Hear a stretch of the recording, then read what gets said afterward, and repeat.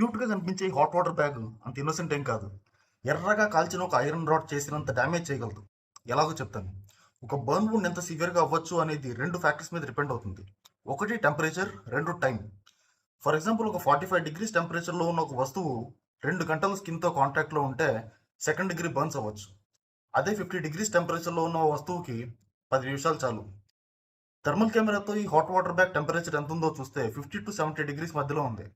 అంటే ఒక iron rod 0.03 సెకండ్స్లో చేసిన డ్యామేజ్ ఇది ఒక 10 నిమిషాల్లో చేయగలదు.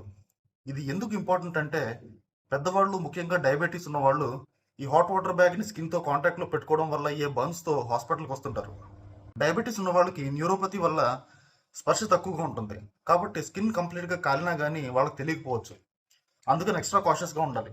ఒకవేళ ఈ హాట్ వాటర్ బ్యాగ్ను వాడితే దాన్ని ఇలాగా ఒక టవల్లో ర్యాప్ చేసి అప్పుడు హాట్ ఫర్మెంటేషన్ చేయాలి, అంతేకాని డైరెక్ట్గా స్కిన్తో కాంటాక్ట్లో ఉంచకూడదు. అండ్ ఫర్మెంటేషన్ ఇంటర్మీడియట్గా ఉండాలి, అంతేగాని కంటిన్యూస్గా స్కిన్ మీద ఉంచకూడదు. ఇది ఒంటి మీద పెట్టుకుని నిద్రపోకూడదు. ఒకవేళ చర్మం ఎర్రబడినా లేదంటే బొబ్బలు కాసినా గాయం మీద చల్లటి నీళ్లు పోసి తడిగుడ్డతో కప్పాలి. దీన్ని అవతల పాడేసి ఒక ప్లాస్టిక్ సర్జన్ దగ్గరకు వచ్చి చూపించాలి. జాగ్రత్త.